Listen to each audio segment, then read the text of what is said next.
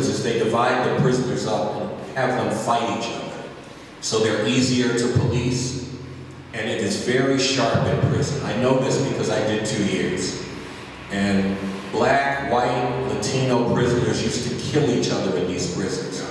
These prisoners declared a secession of racial hostility so that they could stand together and fight against the torture that they were being subjected to. My point is, when people stand up against injustice, they have to transform themselves. They got to get out of the bullshit that they used to be.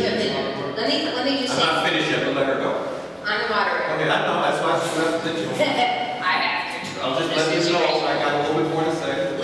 Let me just say that it's very important to write constitutions. If you want changes, it's easy to just like throw firebombs around or like, you know, start things on fire. That's probably pretty easy. But you've got to have something to replace whatever it is that you want to change. And you've got to have something, like you're saying, like what is, you know, and I just want to say it's good that you're creating a constitution that you want to, you know, have, because there's going to have to, if you want to make a change, as we've, see, the problem is like in the Middle East, we've seen a lot of revolutions with the so-called Arab Spring, and has it really benefited them? So I have to look at within that perspective, because this exhibition is mostly about the U.S., Iran, and Syria, and we see what's going on in Syria. And so, just for instance, if I bring it back to Syria and Iran had a revolution, and some people have been happy with it. It's had some improvements, and some people are not. But they did have you know, they did create a constitution. If you just have chaos, then it can be really dangerous. And that's, go ahead, Jill, let me ask Jill. Jill has a question. I have a question for Ehsan about, is he still there? Let me see. Ehsan, are you still here? Yeah. Okay. Jill has a question for you. Yes. Can you hear him? Can you hear him? Can you hear me? Come up here. You said that earlier you were describing how it was possible to sell hip-hop in Iran. The moment you attained commercial viability was the moment you would be detained or arrested and be watched. I was wondering if that means that there's Iranian exiles or expats in other countries like the U.S., if they have a commercial hip-hop industry, and if I was going to ask you if you were looking to collaborate with them in some respect.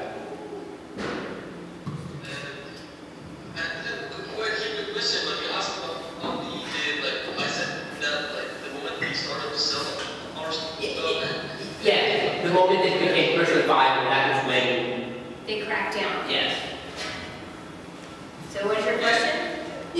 Are there commercial hip-hop artists or money living overseas who are pursuing their vocation and doing it, making a little bit of money or making some money?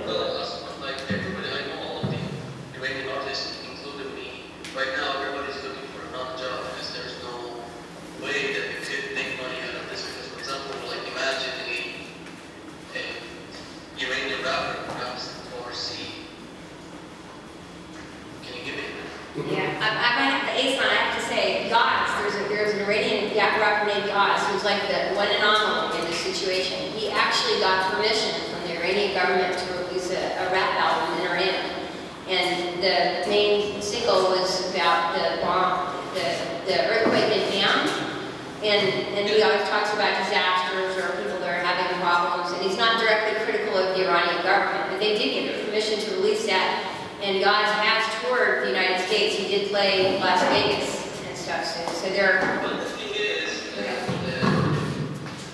point that I was going to make was that it's not just because we started making money, but it's several points that the government sees and thinks that now we have to take action against this. And we were the organization who was doing that. Otherwise, there were other people who were selling CDs or even like making money out of selling weeds.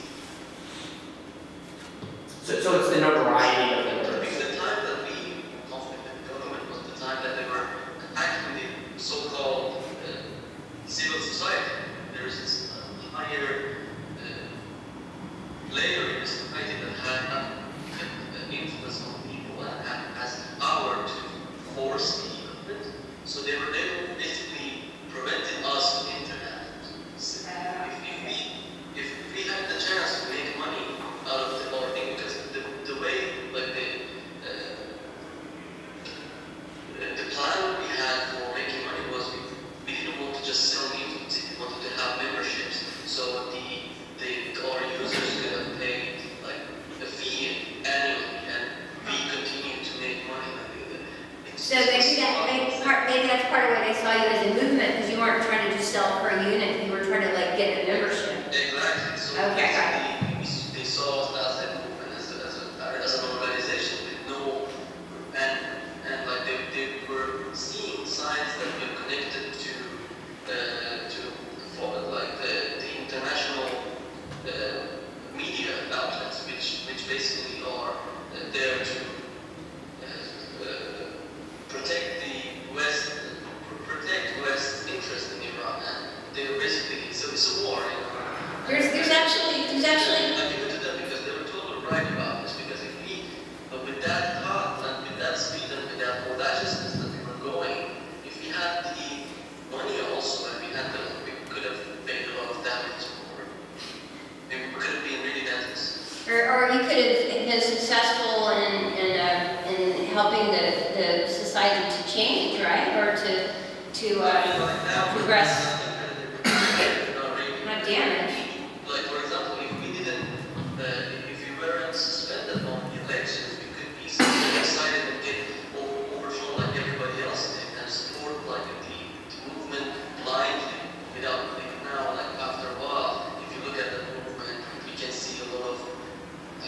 Look at the historic facts. Actually, the story that the government puts is actually more like near to the truth than the opposition is. Well, the irony is that even Hillary Clinton herself admitted that, I can't remember the exact amount, but I think it was like $5 million that was spent to try to assist in the overthrow of the Iranian government in 2009. So, I mean, basically, that's what I'm saying. It's basically a war.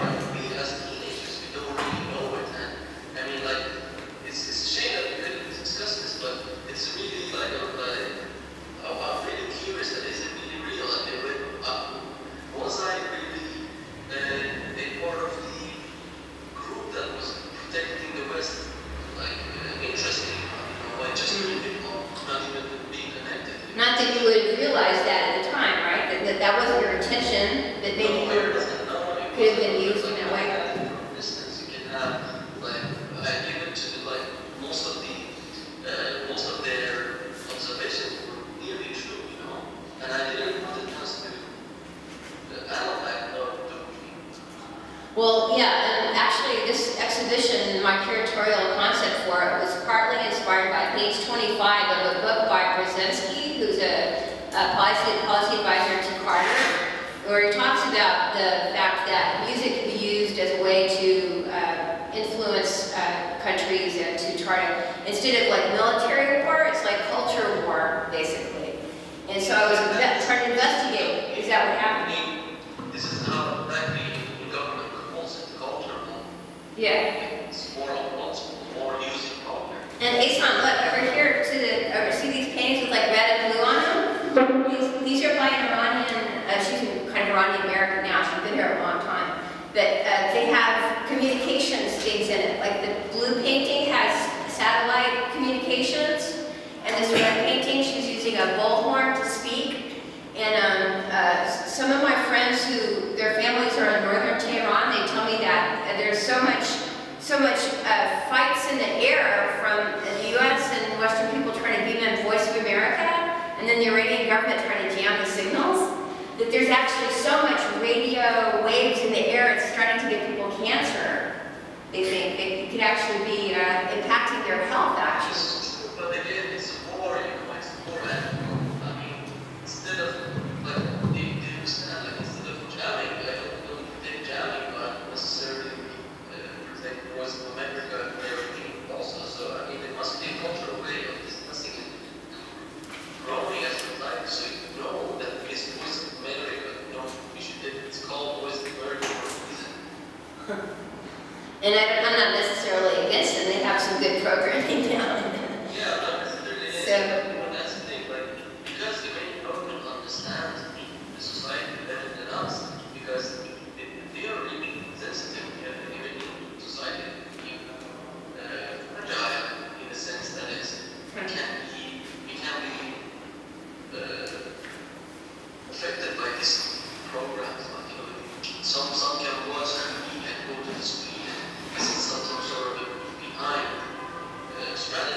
things that are happening in Turkey also are similar, because that was interesting to me, because the first thing the Turkish Prime Minister said after the riots, he said that social media is evil. And what he meant, like, they took this really wrong, but what he meant actually was that I saw it in action, because since the social media and things like Facebook and Twitter are really new in those countries, people have to adapt to it. They see it as because you see a lot of people saying the same thing, you automatically think that it's true, and people seeing facts that, oh, now we have demonstration here, demonstration against. Well, that's the downside of trying to be overprotective, though, too. When you try to just like limit the amount of media and news and information that people can get in it, and you only try to project your one concept, then when people come across other ideas or other concepts, they may just like go off for that because it's something totally different. But the thing I love is being able to, on the internet as it is now, hopefully it stays this way, is that we can find a lot of different opinions and compare them with each other and then see how our ideas are compared to that, instead of just like trying to get off everything from one person or one side. Yeah, but that was the action they had to take, because, as I said, internet was the culture of the internet wasn't there. Well, that's the and they didn't have a chance to protect it and just make it like small by small drops of information, and not just like a whole connection drop back to the scientific grid. Yeah. Okay. It's almost 5 o'clock. Yeah, I was just going to say, I realized some people had to leave. But I think it might be a great idea if we could just kind of break and we could still talk to people. If people have, certain questions, I think we could just kind of mingle and Thank you so much for coming. I really appreciate it.